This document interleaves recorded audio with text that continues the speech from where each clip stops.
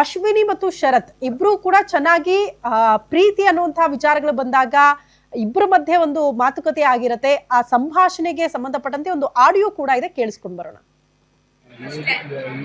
Hello. ಹಾ reach ಆದ. ಇವಾಗ ರೀಚ್ ಆದೆ ಚಿನ್ನ. ಆಟೋದಲ್ಲಿ ಇವಾಗ ಆಟೋದಲ್ಲಿ ನಡ್ಕೊಂಡು ಹೋಗೋಣ ಅನ್ಕೊಂಡೆ, ಬಟ್ ನೀನ್ ಹೇಳ್ದಿಯಲ್ಲ. ಬೇಡ ಬೇಡ, ಆಲ್ರೆಡಿ 8:30 ಆಗಿದೆ ನೋಡು. ನಂಗೆ ಬಸ್ ಸೇಫ್ ಆಗಿ ಸಿಕ್ತಾ? ಆರಾಮಾಗಿ ಹೋದಾ? ಸಿಕ್ತು. ಸದ್ಯ ನನ್ ಪಕ್ಕ ಯಾರು ಕೂರ್ಲಿಲ್ಲ, ಬ್ಯಾಗ್ ಇಟ್ಕೊಂಡ್ ಕೂತ್ಕೊಂಡೆ. ಒಳ್ಳೇದಾಯ್ತು ತಗೋ. ಬಿಕಾಸ್ ನೈಟ್ ಅಮ್ಮ ಮತ್ತೇನಾದ್ರು ಫೋನ್ ಮಾಡಿದ್ರಾ ಲೇಟ್ ಆಯ್ತು ಬಂದಿಲ್ಲ ಅಂತ? ಮಾಡಿದ್ರು, ಬಸ್ಸಲ್ಲಿ ಇದ್ದಾಗ ಮಾಡಿದ್ರು. ಹಾ, ಇನ್ನ ಬಸ್ಸಲ್ಲಿ ಇದೀನಿ ಅಮ್ಮ, ಇನ್ ಬರ್ತೀನಿ ಅಂತ ಹೇಳಿದೆ, ಟೈಮಿಂಗ್ಸ್ ಎಲ್ಲ ಕರೆಕ್ಟ್ ಆಗಿ. ಓಕೆ. ಅದಕ್ಕೆ ಹುಷಾರಾಗಿ ಬಾ, ಬ್ರದರ್ ಕಳಿಸ್ತೀನಿ ಅಂತಂದ್ರು. ಬೇಡ ನಾನೇ ಬರ್ತೀನಿ ಅಂತ ಹೇಳಿ. ಈಗ ಎಲ್ಲಿ ಕ್ವಾರ್ಟರ್ಸ್ ತನಕನೇ ಬಿಡಿಸ್ಕೊಂಡ? ಯಾವಾಗ್ಲೂ ಅಲ್ಲಿಗೆ ಡ್ರಾಪ್ ಮಾಡೋದು. ಬಿಡ್ತಾರೆ. ಆರೆಂಜ್ ಎಲ್ಲ ಇಟ್ಕೊಂಡಿದ್ಯಾ? ಇಟ್ಕೊಂಡಿದೀನಿ. ಸರಿ ಆಯ್ತು, ಹುಷಾರಾಗಿ ಹೋಗು. Okay, thank you so much. ಖುಷಿ. ಸರಿ ಆಯ್ತು, 5 o'clock ಹಂಗ ಹೊರಡು. ಮಳೆ ಇರುತ್ತೆ, ಹುಷಾರಾಗಿ ಬಾ, ಅಂಬ್ರೆಲ್ಲಾ ಇಟ್ಕೊಂಡು. ಮಳೆ ಇದೆ. ಸರಿ, ನಾನು ಹಿರೇಮಂಗ್ಳೂರ್ ಹತ್ರ ಇಲ್ಲಿ, ಹಿರೇಮಂಗ್ಳೂರ್ ಹತ್ರ ಸಿಗ್ತೀನಂತೆ. ಅಲ್ಲಿ ಇಳ್ಕೊಳ್ಳ? ಹಿರೇಮಂಗ್ಳೂರ್ ಹತ್ರನೇ ಇಳ್ಕೊ. ಅಂದ್ರೆ ಸಿಟಿ ಒಳಗಡೆ ಪ್ರೈವೇಸಿ ಇರಲ್ವಲ್ಲ, ಅದಕ್ಕೆ ಅಲ್ಲಿ ಹಿರೇಮಂಗ್ಳೂರ್ ಹತ್ರನೇ ಇಳ್ಕೊ. ಸರಿನಾ? ನಂಗೆ ಏನ್ ಗೊತ್ತಾ, ತುಂಬಾ ವೆಯ್ಟ್ ಮಾಡಿಸ್ಬೇಡ. ಬಿಕಾಸ್ ಯಾಕಂದ್ರೆ ಅಲ್ಲಿ ನನ್ಗೆ ಪ್ಲೇಸ್ ಒಂಥರ, ಅಲ್ಲೆಲ್ಲ ಬಾರ್ ಇದೆ, ನನ್ಗೊಂಥರ ಕಾಯಕ್ ಹಿಂಸೆ. ಅಲ್ಲೆಲ್ಲ ಆ ಏರಿಯಾನ ಹಂಗಿದೆ. ಅಲ್ಲ, ನಾನು ಲಾಸ್ಟ್ 3-4 ಟೈಮ್ಸ್ ಇಂದನು ನಾನು ನಿನಗೆ ಯಾವತ್ತು ವೆಯ್ಟ್ ಮಾಡ್ಸಿಲ್ಲ ಅಲ್ಲಿ. ಲಾಸ್ಟ್ ಟೈಮ್ ಮಾತ್ರ ನೀನ್ ಅದು ಒಂದ್ಸಲ ಟೈಮ್ ಆಯ್ತು, ಬಟ್ ಅದಾದ್ಮೇಲೆ ನಾನು ಯಾವತ್ತು ನಿನಗೆ ವೆಯ್ಟ್ ಮಾಡ್ಸಿಲ್ಲ ಅಲ್ವಾ? ನಿನ್ಗಿಂತ ಅರ್ಲಿನೇ ಬಂದಿರ್ತೀನಿ. ನೀನು ಏನು ಅಲ್ಲಿಂದ ಬಸ್ ಹತ್ತಿದ ತಕ್ಷಣ ಹೊರಡು, ನಾನು ಟೈಮ್ ಕ್ಯಾಲ್ಕುಲೇಟ್ ಮಾಡ್ಕೊಂಡು ಅಲ್ಲಿ ಬರ್ತೇನಂತೆ. ನಾನ್ ಬಸ್ ಇಲ್ಲಿ ಬೇಲೂರ್ ಬಿಟ್ಮೇಲೆ ಒಂದ್ಸಲ ಕಾಲ್ ಮಾಡಿ. ಒಂದ್ಸಲ ಕಾಲ್ ಮಾಡಿ ನೀನು. ಆಮೇಲೆ ಹಿರೇಮಂಗ್ಳೂರಿಗೆ 5 minutes ಇದೆ, ನಂಗೆ ಇನ್ಫಾರ್ಮ್ ಮಾಡ್ತೀನಿ. ಸರಿ ಆಯ್ತು. ನಮ್ಮ ಮತ್ತೆ ಸಂಜೆ ಕಾಲ್ ಮಾಡೋದ್ ಬೇಡವಲ್ಲ? ನೀನು 5 o'clock ನಾನೇ ಕಾಲ್ ಮಾಡ್ತೀನಿ. 5 ನೀನ್ ಬಸ್ ಹತ್ಬಿಟ್ಟು ಕಾಲ್ ಮಾಡು, ಪರವಾಗಿಲ್ಲ. ಮತ್ ಲಾಸ್ಟ್ ಟೈಮ್ ತರ ಮಲ್ಕೊಂಡೇನ್ ಬೇಡ. ಇಲ್ಲ. ಮಳೆ ಟೈಮು, ಬೇಗ ಬರ ಆಯ್ತಾ? ಸರಿ ಕಣ, ಹುಷಾರು, ಬಾಯ್. ಇವತ್ ನೀನ್ ತೋಟಕ್ಕೆಲ್ಲ ಹೋಗಲ್ವಾ? ನೋಡ್ತೀನಿ, ಮಳೆ ಬಂದ್ರೆ ಹೋಗಲ್ಲ, ಮಳೆ ಬರ್ಲಿಲ್ಲ ಅಂದ್ರೆ ಹೋಗ್ ಬರ್ತೀನಿ. ಯಾಕೆಂದ್ರೆ ಲಾಸ್ಟ್ ವೀಕ್ ಹೋಗಿಲ್ಲ, ಹಂಗಾಗಿ ಈ ವೀಕ್ ನೋಡ್ತೀನಿ. ಮಳೆ ಸ್ವಲ್ಪ ಜಾಸ್ತಿ ಇದೆ ಅಂದ್ರೆ ಹೋಗಲ್ಲ, ಮಳೆ ಇಲ್ಲ ಅಂದ್ರೆ ಹೋಗ್ ಬರ್ತೀನಿ. ಓಕೆ ಕಣೋ, ಟೇಕ್ ಕೇರ್, ಬಾಯ್. ಓಕೆ, ಬಾಯ್, ಟೇಕ್ ಕೇರ್. ಕೇಳಿಸ್ಕೊಂಡ್ರಿ, ಅಶ್ವಿನಿ ಮತ್ತು ಶರತ್ ಇಬ್ರು ಕೂಡ ತುಂಬಾ ಚೆನ್ನಾಗಿದ್ದಾಗ, ಪ್ರೀತಿ ಅಂತ ವಿಚಾರಗಳು ಬಂದಾಗ ಕಾಳಜಿ ಇರುತ್ತೆ, ಸ್ವಲ್ಪ ಕೇರಿಂಗ್ ಇರುತ್ತೆ. ಆ ರೀತಿ ಮಾತುಕತೆಗಳು ಇಬ್ಬರ ಮಧ್ಯೆ ಆಗಿದೆ. ಸೇಫ್ ಆಗಿ ಹೋಗು, ಚೆನ್ನಾಗಿ ಹೋಗು, ಮಾತಾಡ್ಕೊಂಡೇ ಹೋಗ್ತಾ ಇರೋದನ್ನೆಲ್ಲ ಕೇಳಿಸ್ಕೊಂಡ್ವಿ. ಇಷ್ಟೆಲ್ಲ ಚೆನ್ನಾಗಿದ್ದವರು ಶರತ್ ಯಾಕೆ ಅಶ್ವಿನಿ ಅವರನ್ನ ದೂರ ಮಾಡಿದ್ರು, ಮತ್ತೊಂದು ಮದುವೆ ಆಗೋದಕ್ಕೆ ಕಾರಣ ಏನಾಯ್ತು, ಅದ್ರ ಬಗ್ಗೆ ಕೂಡ ಅಶ್ವಿನಿ ಅವ್ರನ್ನ ಮಾತನಾಡ್ಸೋಣ. ಇಷ್ಟೆಲ್ಲ ಚೆನ್ನಾಗಿದ್ದು ಕಾಳಜಿ ಪ್ರೀತಿ ಎಲ್ಲ ತೋರಿಸಿದಾಗ ಈಗ ಆತನೇ ಬೇಕು ಅಂತ ಅಶ್ವಿನಿ ಪಟ್ಟಿಡ್ತಿದ್ದಾರೆ. ನಾನು ನಂಬಿ ಬಿಟ್ಟಿದ್ದೀನಿ, ಅವ್ರನ್ನ ನಂಬ್ಕೊಂಡಿದ್ದೀನಿ, ಹಂಗಾಗಿ ಬೇರೆ ಏನು ಕೂಡ ಕಾಣಿಸ್ತಾ ಇಲ್ಲ ನನಗೆ ಅನ್ನುವಂತಹ ವಿಚಾರಗಳನ್ನ ಅಶ್ವಿನಿ ಹೇಳ್ತಿದ್ದಾರೆ. ಟೇಕ್ ಕೇರ್ ಚಿನ್ನ, ಕೇರ್ ತಗೊಳ್ಳಿ, ನಿಮ್ ಬಗ್ಗೆ ಪ್ರೀತಿ ಇದ್ದಾಗ ಇಂಥ ವಿಚಾರಗಳು ಬರುತ್ತೆ ಅಂತ ನಾನು ಹೇಳ್ತಾ ಇದ್ದೆ. ಪ್ರೀತಿ ಮಾಡಿದವ್ರು ಯಾಕೆ ದೂರ ಆದ್ರು ಶರತ್ ಅನ್ನೋದು ಪ್ರಶ್ನೆ. ಅಶ್ವಿನಿ, ನಾವು ಕೇಳಿಸ್ಕೊಳ್ತಾ ಇದ್ವಿ, ಇಷ್ಟೊಂದೆಲ್ಲ ಪ್ರೀತಿ ಕಾಳಜಿ ಇದ್ದವರು ಏಕಾಏಕಿ ದೂರ ಆಗೋದಕ್ಕೆ ಕಾರಣ ಏನಾಯ್ತು ಅನ್ನೋದು ಪ್ರಶ್ನೆ. ಬಟ್ ಯಾವಾಗ ನಿಮ್ಗೆ ಅನುಮಾನ ಬರೋದಕ್ಕೆ ಶುರುವಾಯ್ತು, ಶರತ್ ನನ್ನ ಬಿಟ್ಟು ಬೇರೆ ಹುಡುಗಿನ ಪ್ರೀತಿ ಮಾಡ್ತಿದ್ದಾರೆ, ಬೇರೆ ಮದುವೆ ಪ್ಲಾನಿಂಗ್ ಗಳಾಗ್ತಾ ಇದೆ ಅಂತ? ಮ್ಯಾಮ್, ಅದು ಅನುಮಾನನೇ ಬರಲ್ಲ. ಜೊತೆಗೆ ಇನ್ನೊಂದು ಆಡಿಯೋದಲ್ಲಿ ಕೇಳಿಸ್ಕೊಂಡೆ ನಾನು, ಮೀಟಿಂಗ್ ಪ್ಲೇಸ್ ಕೂಡ ಅದು ಫಿಕ್ಸ್ ಯಾವಾಗ್ಲೂ ಒಂದೇ ಕಡೆ ಬನ್ನಿ ನೀವು ಅಂತ. ಓಕೆ, ಸೊ ಯಾವಾಗ್ಲೂ ರೆಗ್ಯುಲರ್ ಆಗಿ ಒಂದೇ ಪ್ಲೇಸ್ ಅಲ್ಲೇ ಅವರು ಪಿಕ್ ಮಾಡ್ತಾ ಇದ್ದು. ಅದು ಹಿರೇಮಗಳೂರು ಅಂತ ಹೇಳಿ, ಅಲ್ಲಿ ಶ್ರೀರಾಮನ್ ದೇವಸ್ಥಾನ ಇದೆ ಮೇಡಮ್, ಅಲ್ಲಿನೇ ಅವ್ರು ಬಂದು ಯಾವಾಗ್ಲೂ ನಾನು ಕರ್ಕೊಂಡು ಹೋಗ್ತಾ ಇದ್ದಿದ್ದು. ಅಲ್ಲಿಂದ ಸಿಟಿ ಒಳಗೆ ಕರ್ಕೊಂಡು ಹೋಗ್ತಾ ಇದ್ವಿ ನಾವು. ಅದೇ ಟೆಂಪಲ್ ಜಾಸ್ತಿ, ನಾನು ರಾಘವೇಂದ್ರ ಸ್ವಾಮಿ ದೇವಸ್ಥಾನದಲ್ಲಿ ನಾನು ಹೋಗಕ್ಕೆ ಇಷ್ಟಪಡ್ತಿದ್ದೆ, ಅಲ್ಲಿ ಕರ್ಕೊಂಡು ಹೋಗೋರು. ಅದು ಬಿಟ್ಟರೆ ಅಲ್ಲಿ ಸುತ್ತ ಅಲ್ಲಿ ಒಂದು ಅರಮನೆ ಮತ್ತು ತುಂಬ ಹೋಟೆಲ್ಸ್ ಏನೇನಿದೆ, ಎಷ್ಟು ಕೆಫೆ ಇದೆ, ಎಲ್ಲ ಇದರಲ್ಲೂ ನಾವು ಸನ್ಯತಾ ಹೋಟೆಲ್ ಇದೆ, ಅಲ್ಲಿ ಕೂಡ ನಾವು ಹೋಗ್ತಾ ಇದ್ವಿ.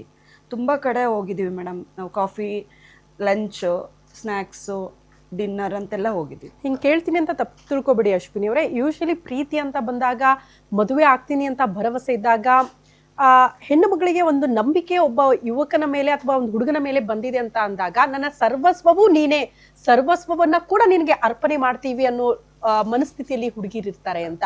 ಸೊ ಜಸ್ಟ್ ಪ್ರೀತಿನ ಯಾಕೆ ಇವರೇ ಬೇಕು ಅಂತ ಈಗ ಪಟ್ಟು ಹಿಡಿದಿದ್ದೀರಿ? ಪ್ರೀತಿ ಮೀರಿ ಏನಾದ್ರೂ ಆಗಿತ್ತಾ ಇಬ್ರ ಮಧ್ಯೆ? ಆ ರೀತಿ ಏನಾದ್ರೂ?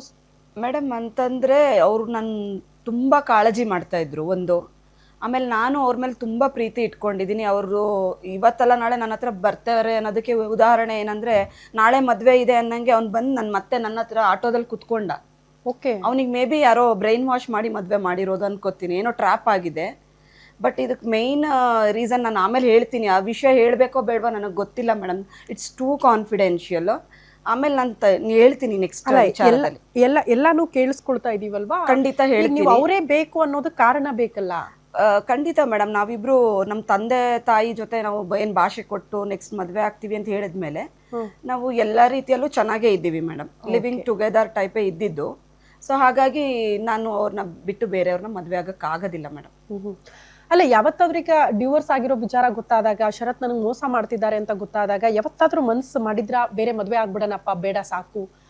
ಇಲ್ಲ ಮೇಡಮ್, ಡಿವೋರ್ಸ್ ಆಗಿರೋ ವಿಷಯನೇ ಗೊತ್ತೇ ಇಲ್ಲ ನನಗೆ. ಅಷ್ಟು ನಾನು ಏನು ಅವ್ರ ಮೇಲೆ ಅವ್ರು ನನ್ನ ಬಿಟ್ಟು ಹೋಗ್ತಾರಲ್ವಾ ಅಲ್ಲಿವರೆಗೂ ನನಗೆ ಡಿವೋರ್ಸ್ ಬಗ್ಗೆ ಒಂದು ವಿಷಯ ಬರ್ದಂಗೆ ಅವರು ಅಷ್ಟು ಸುಳಿವು ಕೊಡ್ದಂಗೆ ನಡ್ಕೊಂಡಿರ್ತಾರೆ. ಅವ್ರ ಮದ್ವೆ ಆಗ್ಲಿ ಅಥವಾ 10 ವರ್ಷ ಜಸ್ಟ್ ಪ್ರೀತಿಯಲ್ಲೇ ನಾವು ಸಮಯ ಕಳೆಯೋದ್ರಿಂದ ಮನೆ ಪೇರೆಂಟ್ಸ್ ಕೂಡ ಜಾಸ್ತಿ ಇರುತ್ತೆ ದಿನಗಳ ಕಳೆದಂಗೆ. ನನಗೆ 23 ವರ್ಷ ಇದ್ದಾಗಲೇನೆ ಏನ್ ಮಾಡ್ತಾರೆ, ನನ್ಗೆ ತುಂಬಾ ಪ್ರಪೋಸಲ್ಸ್ ಎಲ್ಲ ಪ್ರಪೋಸಲ್ ಎಲ್ಲ ಬಂತು ಅಂತ. ಶರತ್ ಬಂದ್ರು, ಪೇರೆಂಟ್ಸ್ ಜೊತೆ ಮಾತಾಡಿದ್ರು, ಭರವಸೆ ಕೊಟ್ರು, ಪ್ರಾಮಿಸ್ ಮಾಡಿದ್ರು ನಿಮ್ಮನೆ ಮದ್ವೆ ಆಗ್ತೀನಿ ಅಂತ. ತದನಂತರದಲ್ಲಿ ದಿನಗಳು ಪ್ರತಿ ವರ್ಷನೂ ನಾನು ಪ್ರಸ್ತಾಪ ಇಡ್ತೀನಿ ಮೇಡಮ್. 6 ಮಂತ್ಸಿಗೂ ಕೂಡ, ಅಂದ್ರೆ ಏನ್ ಮದ್ವೆ ಟೈಮಿಂಗ್ಸ್ ಇರುತ್ತಲ್ಲ ಮೇಡಮ್, ಶ್ರಾವಣ ಆ ಮದ್ವೆ ಇದಿರೋ ಟೈಮಿಂಗ್ಸ್ ಅಲ್ಲಿ ನಾನು ಪ್ರತಿ ವರ್ಷ ಕೇಳಿದಾಗ್ಲೂ ಫಿನಾನ್ಷಿಯಲಿ ಸ್ವಲ್ಪ ಏನೋ ನಾನು ಸ್ಟೇಬಲ್ ಆಗ್ಬೇಕು, ನೀನು ಅರ್ನಿಂಗ್ ಮಾಡ್ಕೊಂಡ್ರೆ ನಿಮ್ಮ ಮುಂದೆ ನಮ್ ಫ್ಯೂಚರ್ ಸೆಕ್ಯೂರ್ಡ್ ಆಗಿರುತ್ತೆ ಅಂತ ಪ್ರತಿ ವರ್ಷ ನಂದು ಅದೇ ಗಲಾಟಿ ಮೇಡಮ್. ಯಾವಾಗ್ಲೂ ನೀನ್ ಯಾವಾಗ ಮದ್ವೆ ಆಗೋದು? ಪ್ರಪೋಸಲ್ಸ್ ಜಾಸ್ತಿ ಆಗ್ತಾ ಇತ್ತು ಮೇಡಮ್. ಅಪ್ಪ ಅಂತೂ ತುಂಬಾ ಅಫಿಷಿಯಲ್ ಆಗಿದ್ರು, ನಮ್ಮ ಫ್ಯಾಮಿಲಿ ಒಂದು 50% ಎಲ್ಲ ಅಫಿಷಿಯಲ್ಸ್ ಇದ್ದಾರೆ. ಸೊ ಹಾಗಾಗಿ ಎಲ್ಲ ಬರ್ತಾ ಇದ್ರು ಕೇಳಕ್ಕೆ. ಸೊ ನಾನು ಅವಾಯ್ಡ್ ಮಾಡೋಕೆ ಎಷ್ಟು ದಿನ ಸಾಧ್ಯ ಮೇಡಮ್? ಆಮೇಲೆ ನಾನು ಹೇಳಲೇಬೇಕಾಯ್ತು ಎಲ್ಲ ರಿಲೇಟಿವ್ಸಿಗೆಲ್ಲ, ಇಲ್ಲ ನನಗೆ ಫಿಕ್ಸ್ ಆಗಿದೆ ಅಂತಾನೆ ಹೇಳ್ಕೊಂಡೇ ಬಂದೆ. ಓಕೆ, ಒಬ್ರನ್ನ ಇಷ್ಟಪಟ್ಟಿದ್ದೀನಿ, ಅವರೇ ಮದುವೆ ಆಗ್ತೀನಿ, ಅದಕ್ಕೆ ವೇಟ್ ಮಾಡ್ತಾ ಇದ್ದೀನಿ, ಮದುವೆ ಮಾಡ್ಕೋತೀನಿ ಅಂತ ಕನ್ವಿನ್ಸ್ ಮಾಡಿ. ಶರತ್, ಪ್ರತಿ ಸಾರಿ ನೀವು ಪ್ರಸ್ತಾಪ ಮಾಡಿದಾಗ ಮದುವೆ ವಿಚಾರನ ಏನ್ ಹೇಳ್ತಾ ಇದ್ರು ಅವ್ರು? ಅದೇ ಮೇಡಮ್, ಫೈನಾನ್ಷಿಯಲ್ ಬಗ್ಗೆನೇ ಹೇಳ್ತಿದ್ದು. ಯಾಕಂದ್ರೆ ನಾನು ತುಂಬಾ ಸ್ಟೇಬಲ್ ಆಗಬೇಕು, ನಾವು ಚೆನ್ನಾಗಿ ರಾಯಲ್ ಲೈಫ್ ಲೀಡ್ ಮಾಡಬೇಕು ಅಂದ್ರೆ ಇವತ್ತಿನಿಂದ ಸೇವಿಂಗ್ಸ್ ಮಾಡ್ಕೋಬೇಕು. ಸರ್ ಮೇಡಮ್, ಅವ್ರು ತುಂಬಾ ಅನಾವಶ್ಯಕ ಖರ್ಚು ಮಾಡಲ್ಲ, ತುಂಬಾ ಸೇವಿಂಗ್ಸ್ ಜಾಸ್ತಿ. ನಾನೇ ಜಾಸ್ತಿ ಖರ್ಚೇನಂದಿದ್ರು ನಂದೇ ಯಾವಾಗ್ಲೂ. ಅವರು ಎಲ್ಲಾದ್ರೂ ನನ್ನ ಬರ್ತ್ಡೇ ಅಥವಾ ಏನಾದ್ರೂ ಇದ್ರೆ ನಂದು ಪ್ರೀತಿ ಮಾಡಿದಾಗ ಇಷ್ಟೆಲ್ಲ ಖರ್ಚು ಮಾಡ್ತಾ ಇದ್ರು, ಇಷ್ಟೆಲ್ಲ ಓಡಾಡಿಸ್ತಾ ಇದ್ರು, ಮದುವೆ ಆದ್ಮೇಲೂ ಕೂಡ ಹಂಗೆ ಇದ್ ಬಿಡ್ಬೋದಿತ್ತಲ್ಲ, ಏನೋ ಈಗ ಅನಾವಶ್ಯಕವಾಗಿ ಖರ್ಚು ಬಂದ್ಬಿಡುತ್ತೆ ಫೈನಾನ್ಷಿಯಲಿ. ಇಲ್ಲ ಹಂಗಲ್ಲ, ಮನಸ್ಥಿತಿಗೆ ಯಾಕೆ ಬರ್ಲಿಲ್ಲ? ಇಲ್ಲ, ಆತರ ಏನಿಲ್ಲ. ಅವ್ರಿಗೆ ನನ್ನ ಮೇಲೆ ತುಂಬಾ ಇಷ್ಟ ಇತ್ತು. ಮತ್ತೆ ಯಾವಾಗ್ಲೂ ಅವರು ಪ್ಲಾನಿಂಗ್ ಹೇಳ್ಕೊಡೋರು ಮೇಡಮ್, ಈ ರೀತಿ ನಾವು ದುಡ್ಡನ್ನ ಸೇವ್ ಮಾಡ್ಕೋಬೇಕು. ಈಗ್ಲೂ ಆ ಪ್ರೀತಿ ಶರತ್ ಅವ್ರು ಖಂಡಿತ ಅವ್ರ ಮೇಲೆ ಇದೆ. ಇರೋದಕ್ಕೆ ಸಾಕ್ಷಿ ಏನು ಅಂದ್ರೆ ಮೇಡಮ್, ಅವ್ರು ಬಂದು ನನ್ನ ಜೊತೆ ಆಟೋಲ್ ಕೂತ್ಕೊಂಡ್ರು. ನಾಳೆ ಮದ್ವೆ ಇದೆ, ನಂಗೆ ಕಂಕಣ ಕಟ್ಟಿಸ್ಕೊಂಡು ಯಾರು ಹೊರಗ್ ಬರಲ್ಲ. ನಾನು ಅಲ್ಲಿ ಫೈಂಡ್ ಔಟ್ ಮಾಡಿದೆ, ಯಾವುದೋ ಒಂದು ಇದಕ್ಕೆ ಸಂದಿಗ್ಧ ಪರಿಸ್ಥಿತಿಗೆ. ಅವರು ಏನ್ ಹೇಳಿದ್ರು ಆಟೋದಲ್ಲಿ ಬಂದು ಕೂತ್ಕೊಂಡು? ಅವ್ರು ಹೇಳಿದ್ರು ಮೇಡಮ್, ಏನಂದ್ರೆ ನಾನು ನೆಕ್ಸ್ಟು ಇವಾಗ ಹೇಳಕ್ಕಾಗಲ್ಲ ಏನು, ನಾನು ವೆಯ್ಟ್ ಮಾಡಬೇಕು ನೀನು ಅಂತ ಹೇಳ್ಬಿಟ್ಟು, ನಿಂದೇನಿದೆ ಅಕಾಡೆಮಿಕ್ಸ್ ನೀನು ನೋಡ್ಕೋ, ಡ್ರೀಮ್ ಏನಿದೆ ನಿಂದು UPSC ನೋಡ್ಕೋ, ಜೊತೆಗೆ ನಿಂದು ಜಾಬ್ ಗೌರ್ಮೆಂಟ್ ಇದು ಮಾಡೋಕ್ಕೇನಿದೆ ಎಕ್ಸಾಮ್ಸ್ ಬರೀ, ನಾನು ಸಪೋರ್ಟಿವ್ ಆಗಿರ್ತೀನಿ. ಅಶ್ವಿನಿ ಅವರೇ, ಪ್ರೀತಿಗೆ ಕಣ್ಣಿಲ್ಲ, ಪ್ರೀತಿ ಕಾಣಿಸಲ್ಲ, ಇದೆಲ್ಲ ನಾವು ಕೇಳ್ತೀವಿ ಪ್ರೀತಿ ಮಾಡೋದವ್ರ ಬಾಯಲ್ಲಿ. ಬಟ್ ನೀವು ಅವ್ರು ಹೇಳಿದ್ದೆಲ್ಲ ಕೂಡ ಬ್ಲೈಂಡ್ ಆಗಿ ಕಣ್ಣಿಲ್ಲದೆ ನಂಬ್ಕೊಳ್ತಾ ಇದ್ದೀರಾ. ಕಟ್ಕೊಂಡ್ ಬಂದು ನಾಳೆ ಮದುವೆ ಇದೆ, ಮದುವೆ ಆದ್ಮೇಲೂ ಕೂಡ ಶರತ್ ನನ್ನನ್ನೇ ಪ್ರೀತಿ ಮಾಡ್ತಿದ್ದಾರೆ, ನನಗ್ ಭರವಸೆ ಕೊಟ್ಟಿದ್ದಾರೆ, ಮುಂದೊಂದು ದಿನ ಅವ್ರು ನನಗೋಸ್ಕರ ಬಂದೇ ಬರ್ತಾರೆ ಅಂತ ಯಾವ ಲೆಕ್ಕಾಚಾರ? ಮೇಡಮ್, ಅದು ಒಂದು 6th ಸೆನ್ಸ್ ಅವ್ರದ್ದು, ನಾನು ಟ್ರೂ ಲವ್ ಮಾಡಿರೋದು. ಯಾಕಂದ್ರೆ ಅವರು ಕೂಡ ಹಾಗೇನೆ ಇದ್ರು. ಹಂಗೆ ಇಲ್ಲಿ ಯಾವುದೋ ಒಂದು ಮಧ್ಯದಲ್ಲಿ ಅದೇನು ಅಂತ ನಾನು ಹೇಳ್ತೀನಿ ನೆಕ್ಸ್ಟ್ ಯಾವ ಹಂತಕ್ಕೆ ಬಂತು, ಯಾವ ಕಾರಣಕ್ಕೆ ಅವ್ರು ಮದುವೆ ಆಗಿದ್ದಾರೆ ಅನ್ನೋದನ್ನು ನಿಮಗೆ ಬಿಡಿಸಿ ಹೇಳ್ತೀನಿ. ಸೊ ಅವ್ರು ಏನಂತಂದರೆ, ನನ್ನನ್ನು ಕಳ್ಕೊಳ್ಳೋಕ್ಕೂ ಇಷ್ಟ ಇಲ್ಲ,